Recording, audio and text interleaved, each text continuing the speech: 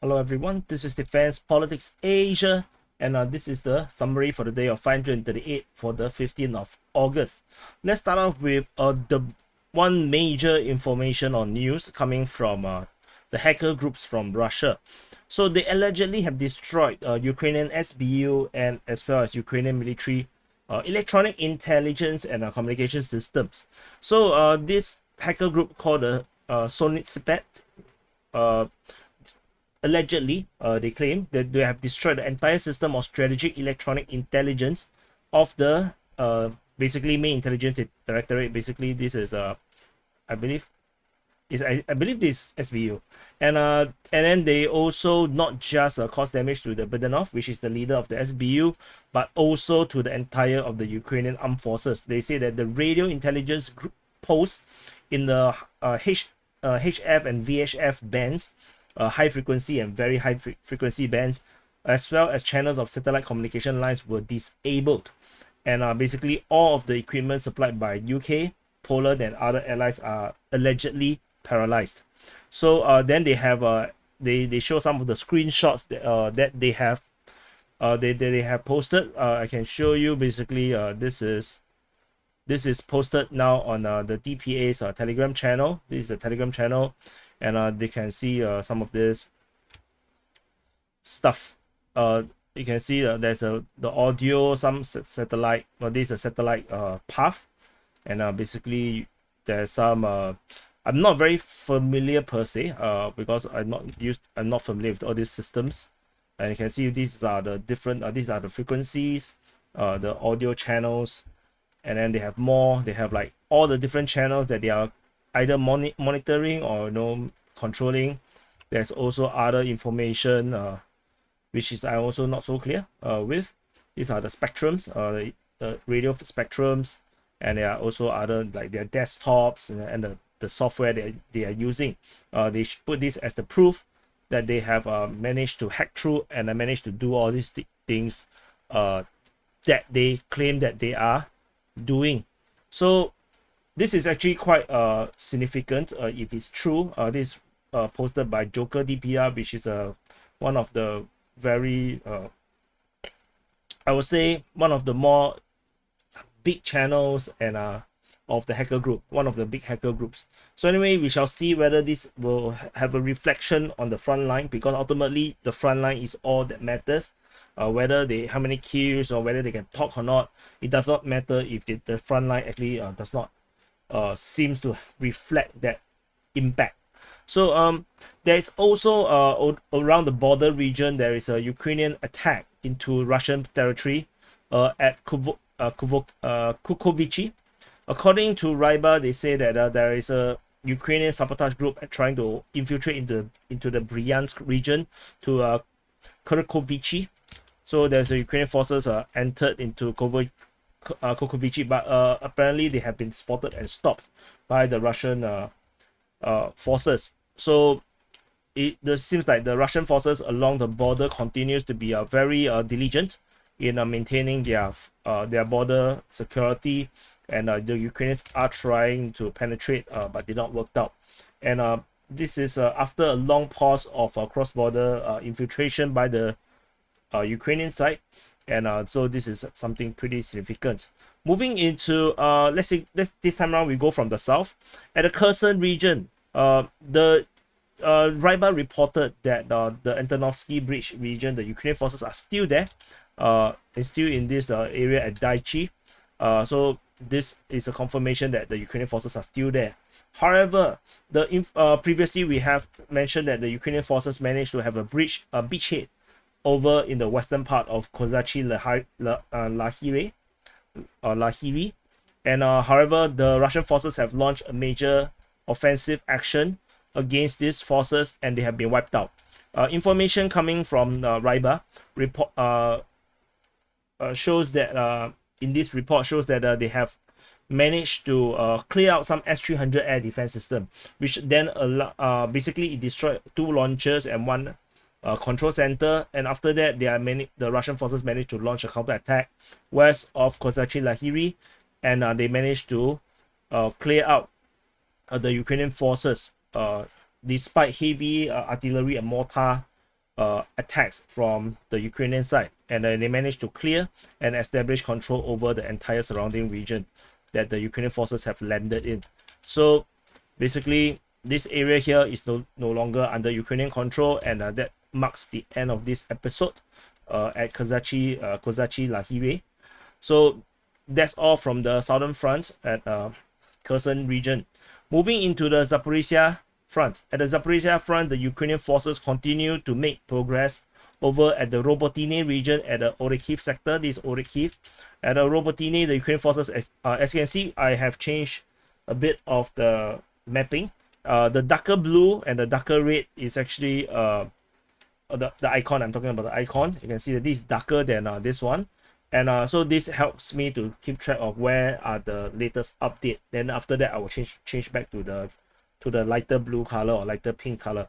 So the Ukrainian forces attack basically into Robotyne on the western part, the eastern part, and also towards Verbove. This direction is towards Verbove. And information is coming from Surya Maps, reporting some of these changes, especially in terms of the front line. And then the information, Robotyne is also, we can now confirm that the Ukrainian forces have attacked into Robotyne itself. We have Russian Defense Ministry reported the attack. They repelled the attack. And Ryba, the pro-Russian source, reported that the Ukrainian forces are continuing their attack at Robotyne. And DRGs, or basically recons or commandos or stormtroopers, have entered Robotyne very frequently, as well as northeastern outskirts. The Ukrainian troops rolling into the village. This is the word they use. Actually attacking into the village with the cover of cluster munition fire, and basically that means that the Ukrainians are attacking in two different directions in this way. So they are currently penetrating into the village. However, there are footages that shows that the Russians are also shelling them, and this is definitely a hard battle over at the northern part of Robotyne. And based on the mapping from Ryba, we can confirm that this mapping actually got reset. It looks a bit like this. Actually, it should be like this. So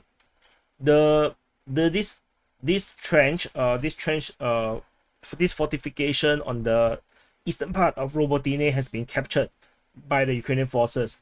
And similarly, the one over here, all my map changes got reset. What the hell? So there is another entrenchment around this area here, also has been captured by the Ukrainian forces. So the Ukrainian forces are making very good progress, and they have captured many important fortifications on the eastern part of Robotyne. So this is definitely looking quite bad for the Russian side. And the fighting on the eastern part of Robotyne is reported by Surya Maps and also by Ryba. And Ryba also mentioned that the Ukrainian forces are trying to gain a foothold on the strongholds in a few kilometers away, and they are hiding among the forest lines. And there is also reports by Deep State UA, the pro-Ukrainian source, reporting that the Russian forces are heading towards Verbove, which actually confirms that the Ukrainian forces are also pushing in this direction towards Verbove. So as you can see, the Ukrainian forces across the different sources are able to tell us that the Ukrainian forces, the Ukrainian zone of control is expanding around Robotyne. And this is actually, I has already warned about this before. A few days ago, or maybe a week ago, I already mentioned that due to the change of the strategy by the Ukrainians, where they increase the intensity of the rotation of forces, and they do rolling attacks. One group attack, and a few hours later another group attack, and this first group of attackers go back to rest. So the attack become very continuous, but the defenders may not be rotating, and this actually will mean that the defenders will lose the battles. So yeah, so that's all from the Robotyne region. We have reinforcement reported at Mala Tomashka, and so this is reported by Ryba, which may suggest that we might actually see either Ukrainian attack towards Novoporovska. So to build on this momentum that they are achieving over at Robotyne, because if the Ukrainians are making good progress in this direction, the Russian forces may be tempted to withdraw forces to strengthen their lines to prevent further breakthroughs from the Ukrainians. So that's all from Robotyne, and I will try to fix the map again, because this is the problem with Google My Maps. Sometimes it does reset the changes that I have made. So yeah, that's just how it is. There's nothing over at Huaypole region. The attack at Urozhaine was not reported anymore. Over at the Velika Novosilka sector at the very end of the Zaporizhzhia front, we have Ukrainians continue their attack in this region here.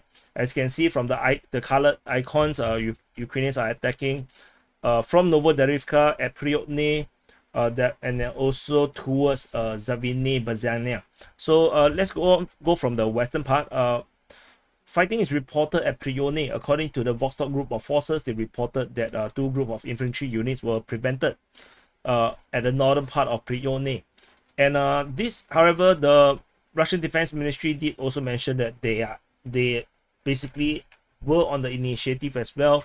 Maybe this is the same report, but both are from Russian Defense Ministry, but one is actually by the Vostok group of forces. We shall see how this goes. And there is reinforcement reported at Priotne, according to the pro-Russian source Ryba. Priotne is actually the 31st Mechanized Brigade has appeared in the Priotne region. From Novoderivka in the southeastern part, the Ukrainian forces also launched an attack. This was reported by the Vostok group of forces. The Vostok group of forces basically stopped this attack. And over at Staromayorsky and Urozhaine itself, reinforcement was reported. According to Ryba, the pro-Russian source reported that the 128, I think this is territorial defense, has arrived in the Staromayorsky with anti-tank guided missiles and machine guns, and then the 1st Brigade, including large caliber mortars, has been moved to Urozhaine. So I believe this is actually because of the securing of Urozhaine, or at least they are in the process of securing the Urozhaine, they are able to push forward their reserve, and so that they can actually have a bigger pool of forces that they can actually then do further offensive actions in this area here. Over at Urozhaine itself, there is entrenchment operations. The Ukrainians are now trying to move southward within the village. They still have not fully secured the village, but they are moving southward, and they are entrenching themselves. So while this entrenchment is happening, the Russians, of course, are shelling them to prevent them from able to entrench themselves.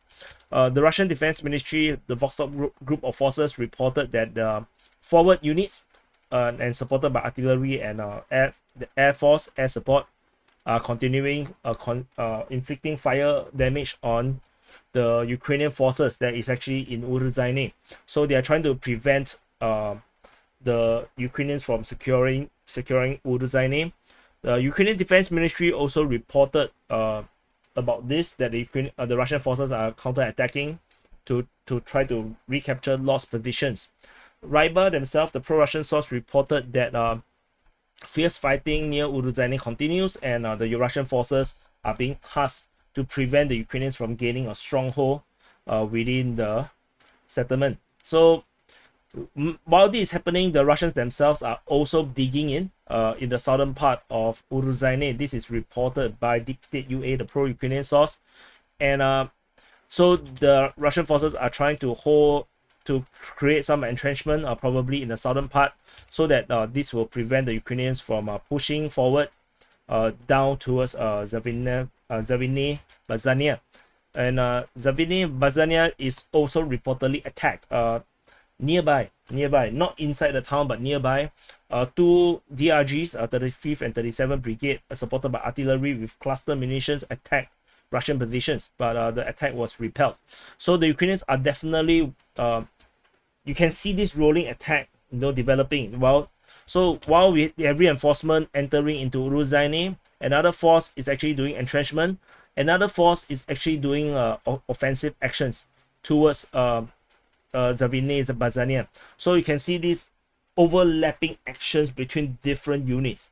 This is not just the Ukrainian forces that was operating before. Previously, there's actually a very single-minded. Now it's single-minded, but not very singular, the actions.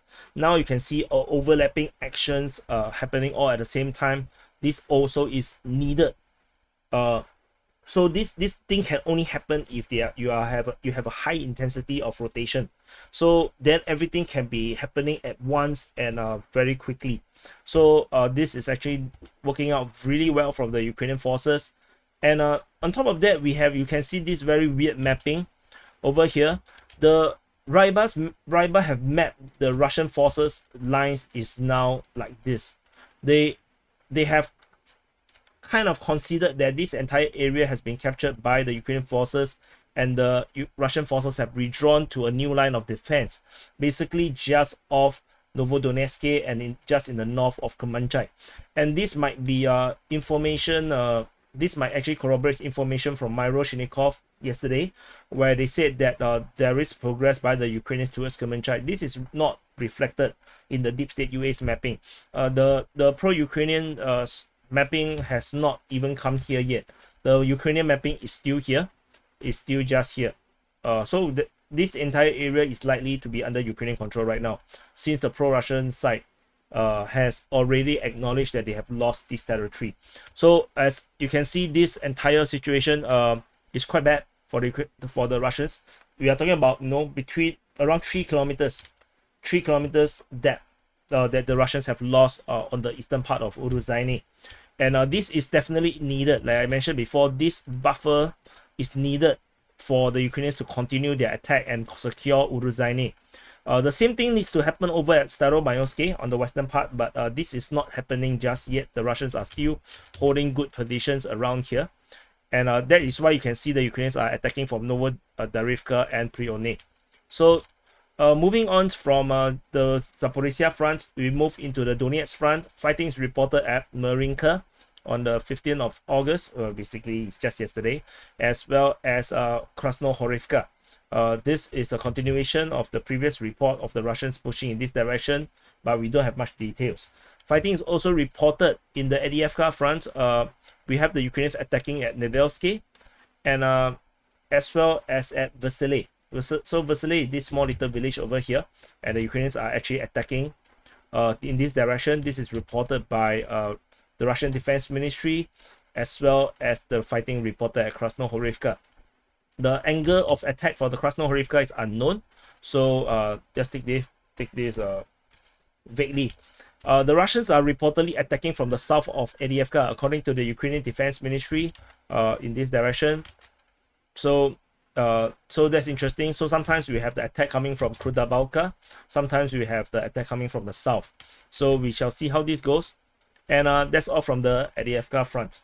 Then nothing over at the New York front. Moving into the Bakhmut front. At the Bakhmut front, we actually don't have much reports around this area here. We only have fighting being reported south of Kudyomivka. According to Myroshnikov, the pro-Ukrainian source, reported that the Ukrainians managed to advance 200 meters in the south of Kudyomivka and managed to put pressure on the Russian positions at Kudyomivka.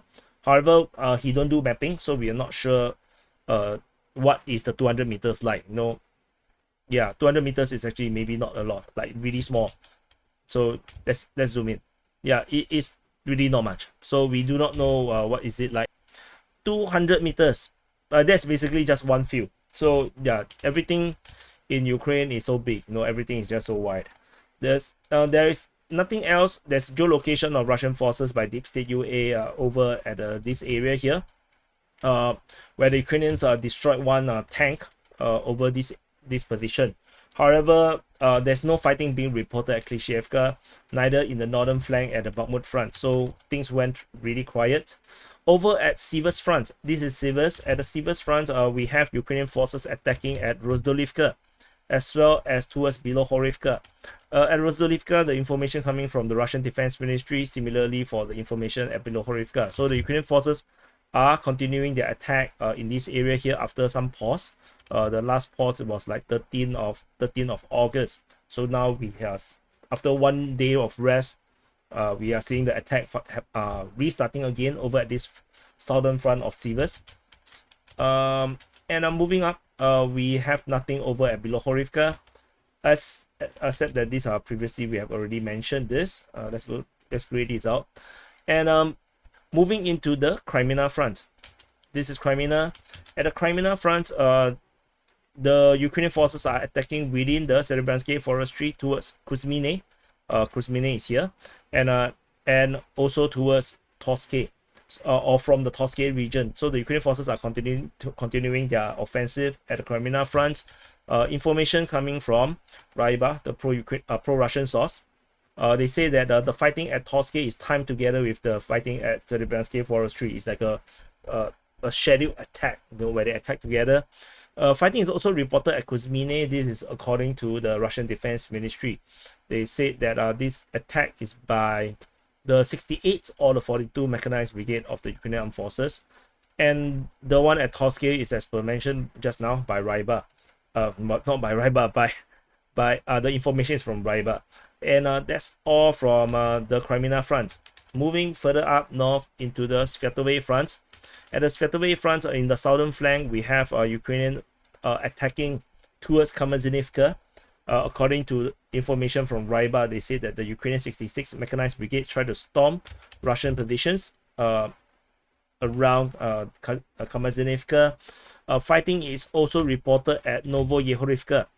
This is reported by the Russian Defense Ministry, and this is actually in this direction. We still not so sure about the situation at Novoyehorivka. Whether who is actually in full control of the town is we don't have much information about this. And in the northern flank of the Svatove Front, we have fighting reported at Novoselivsky. The Zapad group of forces reported that the Ukrainian forces, the Ukrainian 44th Separate Mechanized Brigade, attacked twice against Russian positions at Novoselivsky. And so basically that's about it. The Russians are continue to secure this town that they have freshly captured, and so far it looks like they are just happy to hold the position at this moment. And that's all from the Svatove Front. Moving into the Kupyansk Front. This is Kupyansk, and at the Kupyansk Front, we have fighting reported. The Russian forces continue their Kupyansk offensive in the area of Vyshana, Peshotravneve, and the information coming at Sinkivka is that the Ukrainians are on the counteroffensive over at Sinkivka. The Zapad group of forces reported that the 14th Separate Mechanized Brigade and the 95th Separate Airborne Assault Brigade was on the counter in this region here, and they are attacking at Sinkivka. And over at the area of Vyshana, we have fighting at Vyshana according to the Ukrainian Defense Ministry. Ukrainian Defense Ministry is very interesting. They say southeast of Vyshany as well as eastern part of Petropavlivka. So Vyshana is here, southeast. So the fighting should be around this area here. And then, but they also say eastern part of Petropavlivka, so it should be here. So these two areas doesn't looks like, exactly our mapping. So which is, we have to take it with some kind of pinch of salt, because it does feels a bit weird, because eastern part of Petropavlivka, we might as well say southwestern part of Peshotravneve. So this information coming from the Ukrainian Defense Ministry is a bit weird.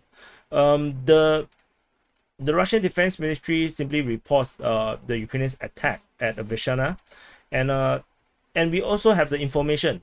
Constantly we are seeing the Mankovka track in the Russian Defense Ministry's report, and I have no idea where this is. I asked Sanya Florida for this information, and he managed to find in Russian or Ukrainian, and managed to find this information from the citypedia.info, and this seems to be this is the area where it seems to be. And if we go further south, we have fighting reported near Peshotravneve, and Ryba said that there is some reconnaissance group engaging the enemy out on the outskirts of Peshotravneve, which means that the border might be actually here, because this is the town. So on the outskirts, probably around this area here. So our mapping is definitely a bit weird as compared to the information, but yet we have eastern part of Petropavlovka. So we will continue to stick with our mapping and see how this goes, because this entire area is just too wide and expanse, and it doesn't seem to make a lot of sense. You can see this 10 kilometers, so and going south, this is 6-7, we are talking about 70 kilometers square of information. So yeah, we shall see how this goes. There's literally not much towns and settlements around in the middle of here, so basically a middle of nowhere, put it that way. Nothing over at this area here, no updates around the Avdiivka region, and that's all from the Kupyansk Front. And this is the summary for the day of 538 for the 15th of August. So just some conclusion, just some notes. This is particularly disturbing if you are pro-Ukrainian. This information that the electronic or the communication or intelligence apparatus has been damaged or disabled can be tremendously damaging to the Ukrainian operation. But if it is true, we do not know if it is true, because this is just information coming from this hacker group's Telegram channel. Although they have very genuine looking screenshots, they also have a video of this software, and so this is actually quite disturbing, if you ask me. And also the Ukrainians are making really powerful breakthroughs over at the Robotyne region, especially if they are attacking within Robotyne itself, and if the Russians do not up their rotation effort and keep reinforcement to keep going in, even under fire, do the rotation, and continue to put pressure on the Ukrainian offensive in this area here, they are going to lose the town for sure. As you can see, that the Ukrainians are making this push, and they are expanding and fanning out from this entire salient that they have developed. So it doesn't matter whatever line of defense the Russians have developed over this region here. All this line of defense will not have mattered if they do not have the manpower, the rotation intensity to keep up with the Ukrainians' intensity of rotation. If the Ukrainians continue this rolling attack, every 6 hours is a different unit attacking, and they continue to overlap each other, the Russians are going to be pushed back. And I think this is actually looking really, really advantageous for the Ukrainian side, and it looking like finally the Ukrainians have a strategy that it can work out. But however, we do have to take into perspective that there is reports from the pro-Russian side saying that the Ukrainians have severe losses trying to storm Robotyne. And Ryba also noted that there is appearance of the Striker armored personnel carrier as well as the Mother infantry fighting vehicles. So this actually indicates that, at least based on the pro-Russians perspective, that this is the entry of the reserves of the Ukrainian armed forces. So I do not know how true is this, but they say that this is actually an indication that the Ukrainians have started to use their reserve offensive force, and this might also explain how the Ukrainians are making so much progress, because they are throwing out more troops, more offensive troops, well-equipped troops to do this offensive around the Robotyne region. So this is looking really exciting for the pro-Ukrainian side, if you ask me. Just that this thing need to be sustained, and how long can the Ukrainians sustain is another story altogether. And of course, I'm not sure if the Russians actually have enough forces to guard this area, because the Russians can be very unpredictable in their deployments. And otherwise, we are also seeing at Urozhaine the same thing is happening. The Ukrainian forces are doing probably the same strategy, and they are making good progress. Urozhaine is likely to be captured within a day or two, by the looks of it. And Ukrainian forces are definitely also making a lot of push in this area here. And with reinforcement coming to Staromayorsky and Urozhaine, we are expecting that there is going to be further offensive actions in this area here, and then they will be able to secure a huge capture, huge zone of control along this entire front line. So this is actually looking to be really good for the Ukrainians as well. On the Russian side, there's not much things exactly happening on the Russian side, as mainly is the Kupyansk offensive. They are making push. The Ukrainians are pushing back very strongly. We're not sure how far the Russians can push in this area here, because like I said, the Russian offensive actions tends to be really short in time frame. So it looks like they might actually end the offensive, and then that's it. It's just an improved front line, and that's about it. There's no real strategic strategic weight to the offensive.